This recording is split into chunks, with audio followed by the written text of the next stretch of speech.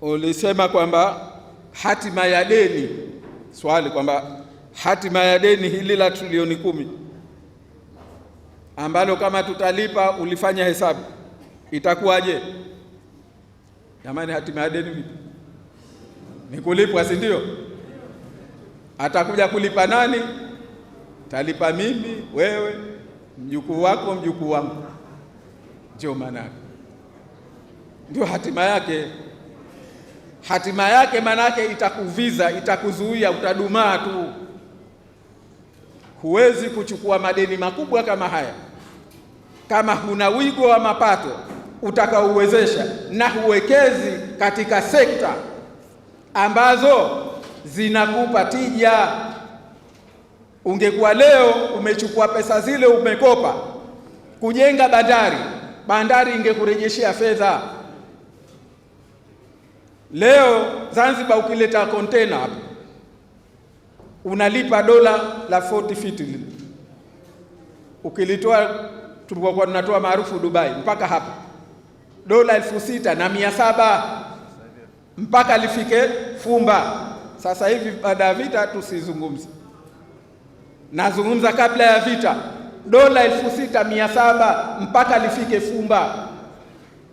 Ukipeleka kontena hilo Tanzania bara unalipa dola 3,000. Zanzibar unalipa mara 2 na kidogo, na sisemi nimeyaona kwa jicho langu. Nimsaidia kijana wetu mmoja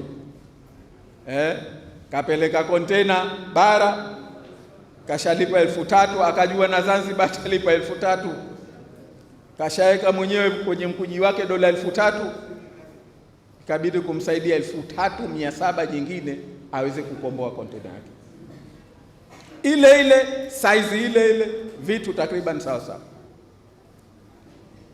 Sasa ungekuwa umewekeza kwenye bandari ingekupa tija hiyo, na mfano tunao. Wakati wa Dr. Sheni kulikopwa pesa, tukawekeza kwenye mkonga wa simu, tukawakodisha kina Zante na makampuni mengine. Yamekuja kulipwa pesa zile, madeni yake, baada ya kuwapa China, alafu wakaturejeshea tukapata shilingi bilioni 80 ambazo ndio zilikuja kutumika badala ya kuweka mkonga mwingine au kuwekeza kwenye tija nyingine, tukaenda kujenga flyover leo tunazopigia vigelegele. Tumefahamiana? Kwa hiyo unapokuwa na uchumi kama huu, unahitaji uwe mkweli, usifanye vitu kwa kusubiri uone wapi kutakupatija. Ndio daa yake kwa kweli. Na la mwisho, nadhani hilo ndio lilikuwa la mwisho.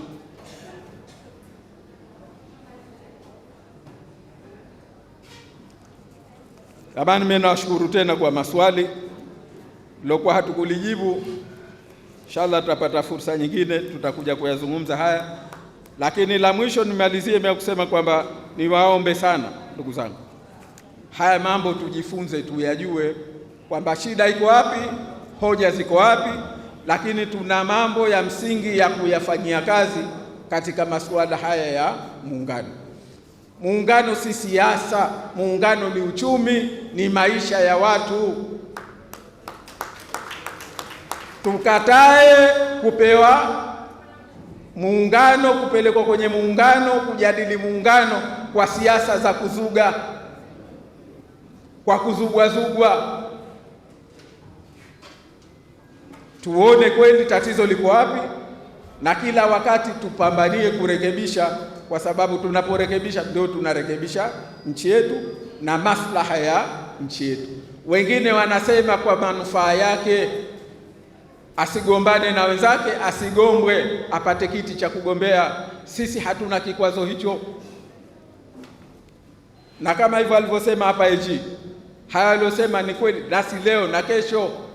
Na ukitaka kujua, tulikuwa na mjadala mzuri Baraza la Wawakilishi kabla ya kwenda Bunge la Katiba. Kuna watu walikohoa mle, wengine marehemu sasa, jinsi dhiki iliyopo, shida wanazopata katika suala la muungano. Lakini walipokwenda Dodoma Kuna mmoja katika hao, wakati mimi napiga kura ya kukataa,